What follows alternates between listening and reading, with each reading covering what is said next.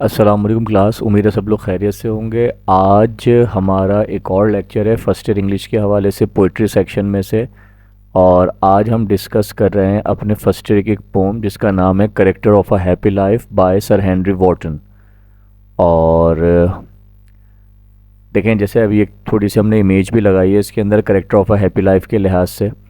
क्योंकि normally character of a happy life का मतलब क्या है कि यानी कि ऐसी करेक्टर्स, ऐसी क्वालिटीज़, ऐसी खुसूसियात जिसके ज़रिए से ज़िंदगी को क्या बनाया जा सकता है, हैप्पी बनाया जा सकता है। अच्छा, यहाँ पे हैप्पी, हैप्पीनेस से मुराद कोई दुनियावी खुशहाली नहीं है, बल्कि यहाँ पर स्पिरिचुअलिटी की बात की जा रही है, स्पिरिचुअल हैप्पीनेस की बात की जा रही है कि हम अपनी लाइफ को किन करेक्टर्स के ज़रिए, किन बातों के ज़रिए, किन चीज़ों के ज़रिए स्पिरिचुअली क्या बना सकते हैं, हैप्पी बना सकते हैं, खुशहाल बना सकते हैं। यानी कि हमें वो कौन सी क्वालिटीज़ होनी चाहिए जिसके ज़रिए से हम अपनी ज़िंदगी को क्या बना सकते हैं, बेहतरीन बना सकते हैं। ठीक है। पहली हमारा जो ये कह लें स्लाइड है मेन थीम के लिहाज से, यानी इस पोम की असल में थीम क्या है, यानी मकसद क्या है, इस पोम को पढ़ने का रीज़न क्या है। तो देखें, लिखा हुआ भी है, the character of a happy life is a simple straightforward poem in which sir Henry Wotton, जो कि पोइट है हमारे, sets out the principles of a good life and what a man should avoid at all cost. यानी कह रहे हैं character of a happy life जो है एक बड़ी सिंपल सी, एक बड़ी स्ट्रेट फॉरवर्ड सी पोम है, जिसके अंदर सर हेनरी वॉर्टन ने सेट आउट द प्रिंसिपल्स, यानी वो प्रिंसिपल्स हमें बताएं ऑफ अ गुड लाइफ। यानी कि set out the principle of good life से मुराद क्या है, यानी एक अच्छी ज़िंदगी गुजारने के कुछ प्रिंसिपल्स को सेट किया है इन्होंने। और कह रहे हैं what a man should avoid at all cost, यानी कि वो कौन सी बातें हैं, वो कौन सी उसूल हैं, वो कौन से प्रिंसिपल्स हैं जो एक इंसान को फॉलो करने चाहिए या उसको अवॉइड करने चाहिए किसी भी कीमत पर। The pome addresses themes of happiness, Joy, simplicity and religion. इस पोम को जब हम पढ़ेंगे तो इसमें कुछ जगहों पर हैप्पीनेस का जिक्र आएगा, कुछ जगहों पर सिंप्लिसिटी का जिक्र आएगा और कुछ जगहों पर रिलीजन पॉइंट ऑफ व्यू से बात की जाएगी। ठीक है, आगे बढ़ते हैं। अगर इस पोम के हम फर्स्ट स्टैंजा की बात करें तो आप जानते हैं, देखिए लिखा हुआ है first stanza reading with explanation, यानी हम पहले स्टैंजा या पहले बैलेड कह लें, नॉर्मली 4 लाइन्स का जो होता है उसको बैलेड कहा जाता है। तो हम पहले फर्स्ट बैलेड की जो आपको एक्सप्लेनेशन बताते हैं वो क्या है, देखिए लिखा हुआ है, how happy is he born और taught that serve not another's will, whose armour is his honest thought and simple truth is utmost skill. अच्छा देखें, पहली लाइन में क्या लिखा हुआ है, how happy is he born और taught that serve not another's will. That served यानी कि आपकी ज़िंदगी का सबसे बेहतरीन लम्हा क्या है, that serve not another's will, आप किसी की मर्ज़ी के मुताबिक ज़िंदगी नहीं गुजारते। यानी सिंपल सी बात यह है कि आप सुने सबकी लेकिन करें अपनी। तो कह रहे हैं how happy is he born और टॉट, यानी कि समझ लें कि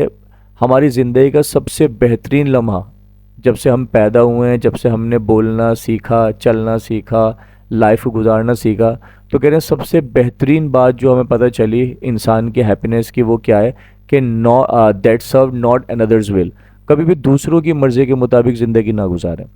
फिर एक और क्वालिटी हैप्पी लाइफ की वो क्या है, whose armour is his honest thought. अगर आप समझते हैं कि आपकी ज़िंदगी में आपका सबसे बेहतरीन आर्मर, सबसे बेहतरीन हथियार वो क्या है, वो आपकी ऑनेस्ट थॉट है, यानी कि आप बिल्कुल ईमानदार रहें, ऑनेस्ट रहें, आपकी सोच में ईमानदारी हो, सच्चाई हो। And simple truth is utmost skill, और आपकी सबसे अटमोस्ट स्किल, सबसे बेहतरीन सलाहियत क्या है, सिंपल ट्रूथ, कि आप सच बोलें। ठीक है ना। यानी बताने का मकसद ये है, इस फर्स्ट बैलेट के अंदर या पहले स्टैंजा के अंदर हमने क्या सीखा कि इंसान की पहली क्वालिटी वो क्या है जिससे वो खुश रह सकता है, दूसरों की मर्ज़ी के मुताबिक ज़िंदगी ना गुजारे।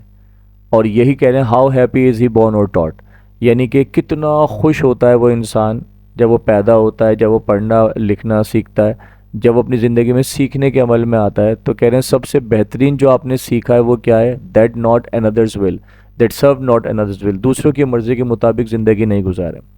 आपकी ज़िंदगी का सबसे बेहतरीन आर्मर क्या है, वो आपकी सबसे बेहतरीन ऑनेस्ट सच्ची सोच है। और सबसे सिंपल ट्रूथ बेसिकली क्या है आपका, वो आपका अटमोस्ट स्किल जो है वो क्या है, वो आपका सिंपल ट्रूथ है, यानी कि आप बिल्कुल सच बोलें, स्ट्रेट फॉरवर्ड बोलें।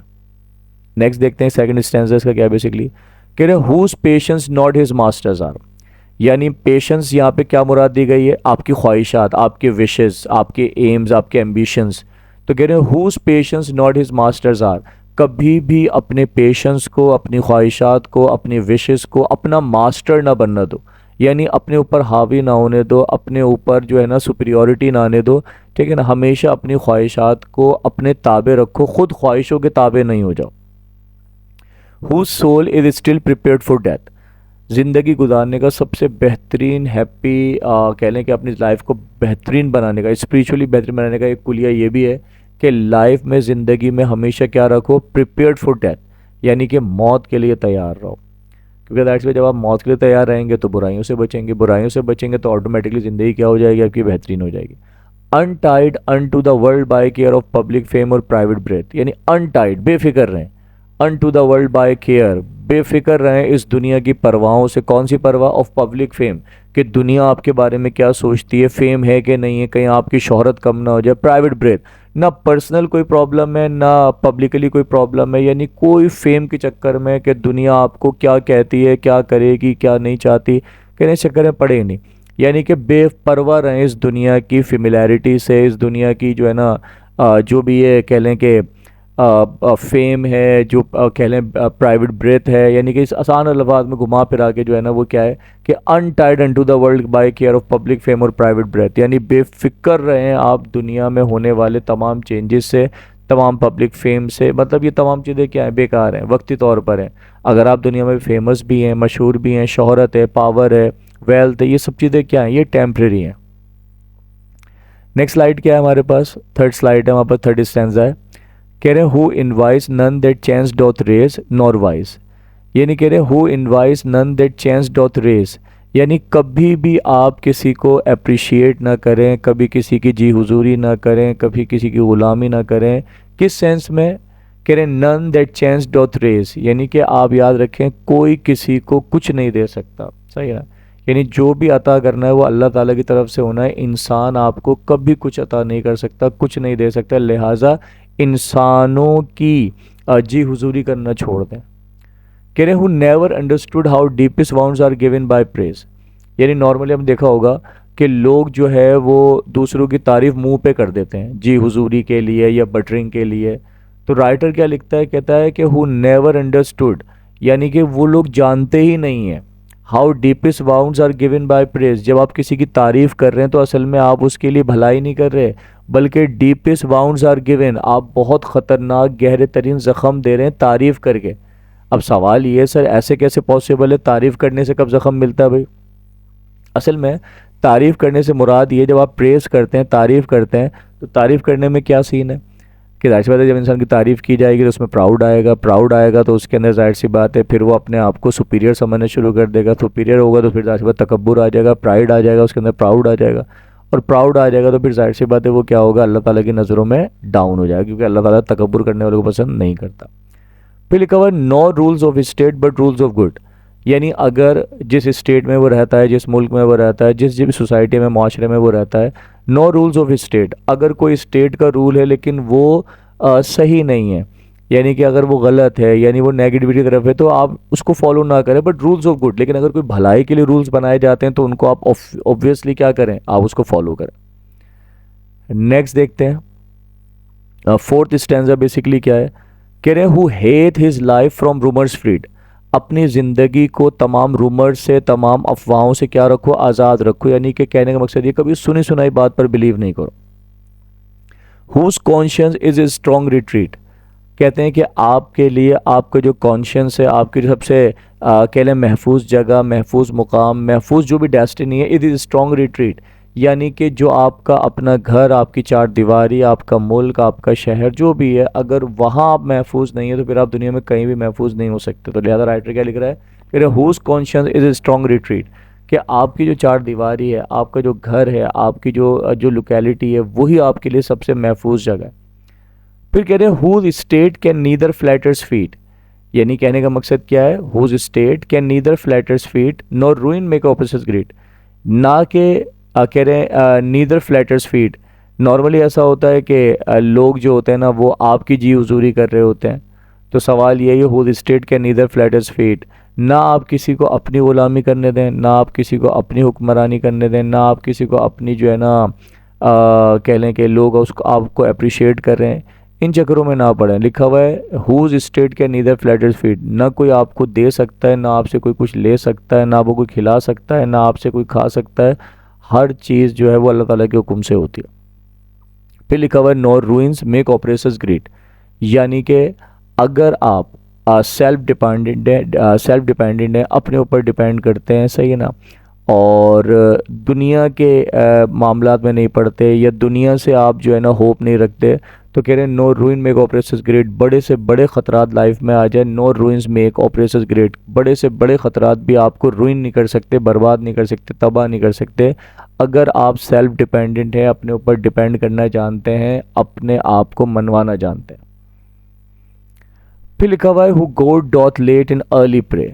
आप में से बेहतरीन इंसान वो है जो सुबह शाम अर्ली मॉर्निंग सुबह उठे, शाम में अल्लाह ताला की इबादत करे, अल्लाह ताला को राज़ी करे। More of his grace than gift to land, और कहा जाता है अल्लाह ताला से क्या मांगे आप, गिफ्ट ना मांगे, दुनियावी चीज़ें ना मांगे, बल्कि क्या मांगे, more of his grace than gift to land, यानी कि दुनियावी चीज़ों को मांगने के बजाय आप अल्लाह ताला से उसका ग्रेस मांगे, उसकी खुशनुदी मांगे, उसकी रज़ा मांगे। And entertains the harmless days, और आपकी ज़िंदगी के वो दिन जो हार्मलेस हों, मतलब बेफिक्री के दिन, कोई परेशानी नहीं है, कोई टेंशन नहीं है, कोई मुसीबत नहीं है, हार्मलेस डेज हैं, बेफिक्र दिन है, तो उनको आप कैसे इंटरटेन करें, बुराइयों में नहीं, बल्कि कहा जा रहा है विद अ रिलीजियस बुक और फ्रेंड, यानी आप अच्छाई में अपना वक्त गुजारें, अच्छे दोस्तों में अपना वक्त गुजारें, अच्छी जगहों पर रिलीजियस वे में, सही ना। अब देखो यहाँ पे वर्ड लिखा हुआ है with a religious book, with a religious book से मुराद क्या, कुरान मजीद पढ़ें आप, सही ना, नेक लोगों में बैठें, नेक सोहबत इख्तियार करें, इस तरह से अपने हार्मलेस डेज इंटरटेन करें, ना कि कोई बुराई करके या कोई कह लें बैड हैबिट करके। फिर लिखते हैं क्या, this man is freed from servile bands of hope to rise और फेयर टू फॉल, अगर आप ज़िंदगी को बेहतरीन बनाना चाहते हैं, हैप्पी बनाना चाहते हैं, तो ऐसा इंसान क्या होता है, फ्रीड फ्रॉम सर्वाइल बैंड्स, हर किस्म की परवाहों से, टेंशन से क्या रहता है, आज़ाद रहता है। कौन सी tension, of hope to rise, ना उसे ये टेंशन होती है कि क्या वो अपनी उम्मीदों को पूरा कर पाएगा, और फेयर टू फॉल, ना उसे ये डर होता है कि कहीं उसकी उम्मीदें फॉल ना हो जाएं, उसकी उम्मीदें जो है ना वो कह लें कि पूरी ना हो, या इसका कोई डर नहीं होता उसको। यानी इन केस समझाने का मकसद ये है कि अगर आप ज़िंदगी को हैप्पी बनाना चाहते हैं, तो आप हर किस्म की बाउंड्रीज से, हर किस्म के बैंड से, हर किस्म की एक्सपेक्टेशन से आप आज़ाद रहें। ना आप ये एक्सपेक्ट करें कि जो मैं चाहता हूँ वो होगा, और ना इस बात का डर महसूस करें कि जो मैं चाहता हूँ वो नहीं होगा तो क्या होगा, सही ना। तो लिखा हुआ राइटर ने क्या कि freed from servile bands of hope to rise और फेयर टू फॉल, उसे किसी चीज़ की परवाह नहीं होती, क्या मिलना है क्या नहीं मिलना। लॉर्ड ऑफ हिमसेल्फ, वो अपने आप का आका खुद होता है। लॉर्ड ऑफ हिमसेल्फ से मुराद यानी वो दूसरों की जी हुजूरी नहीं करता, वो दूसरों को अपना जो है ना आका नहीं बनाता, बल्कि लॉर्ड ऑफ हिमसेल्फ, वो अपना बादशाह खुद बन के रहता है। दो नॉट ऑफ लैंड्स, बज़ाहिर देखा जाए तो ऐसे इंसान के पास कोई ज़मीनें नहीं होती, कोई जायदादें नहीं होती, कोई प्रॉपर्टीज़ नहीं होती, कोई पैसा नहीं होता, कोई बैंक बैलेंस नहीं होता, एंड हैविंग नथिंग, कुछ नहीं होता इसकी जेब में, यट हैथ ऑल, उसके बावजूद इसके पास सब कुछ होता है, क्योंकि इसके पास ज़िंदगी को गुजारने का वो सलीका, वो तरीक़ा होता है जिसके ज़रिए से इन तमाम जो मटेरियलिस्टिक चीज़ें होती हैं इनकी ज़रूरत नहीं पड़ती। ठीक है, तो देखें लास्ट स्टैंजा को फिर देख लेते हैं। This man is freed from servile bands of hope to rise और फेयर टू फॉल, यानी कहा जा रहा है कि ये जो बंदा है ये कहते हैं आज़ाद रहता है हर किस्म के सर्वाइल बैंड से, और किसी किस्म की परवाह नहीं होती, ना होप टू राइज होता है, ना फेयर टू फॉल होता है। लॉर्ड ऑफ हिमसेल्फ, अपने आप को सुपीरियर खुद होता है। दो नॉट ऑफ लैंड, कोई ज़मीन जायदाद नहीं है। हैविंग नथिंग, कुछ भी नहीं है जेब में। यथ हैथ ऑल, यथ हैथ ऑल से मुराद क्या है कि उसके पास सब कुछ होता है। तो होपफुली आपको ये तमाम स्टैंजाज जो हैं वो इसके 6 स्टैंजाज जो थे वो आपको हमने बता दिए हैं। अच्छा, इसके अलावा एक छोटी सी बात और ये है कि एक पूछा जाता है आप लोगों से, नॉर्मली पेपर में भी MCQs आ जाता है कि जो राइमिंग कह लें कि इसकी एक कहते हैं ना कि इसकी कैटेगरी होती है कि राइमिंग इसका पैटर्न क्या है। राइमिंग पैटर्न से मुराद क्या होता है, अब जैसे अगर मैं दिखाऊं आपको, जैसे देखें आप देख सकते हैं फर्स्ट लाइन के अंदर लास्ट वर्ड लिखा हुआ है टॉट, सेकंड लाइन की लास्ट वर्ड लिखा हुआ है विल, फिर थर्ड लाइन में लास्ट लिखा हुआ है थॉट, फिर लिखा हुआ है स्किल। अगर हम इसको राइम करके देखें तो फर्स्ट लाइन का लास्ट वर्ड है टॉट और थर्ड लाइन का लास्ट वर्ड है थॉट, तो टॉट और थॉट ये राइमिंग हो गया। और फिर इस तरीके से सेकंड का लास्ट वर्ड है विल और थर्ड का लास्ट वर्ड है स्किल, ये भी राइमिंग हो गया। तो इनका राइम पैटर्न क्या बनेगा? तो राइम पैटर्न किस तरह से बनता है, जो जो अल्फाज राइमिंग हो रहे होते हैं उनको ए कह दिया जाता है, फिर अगले जो अल्फाज राइम हो रहे होते हैं उनको बी कह दिया जाता है। यानी मिसाल के तौर पर अगर मैं एक छोटा सा आपको मिसाल दे के दिखाता हूँ, देखें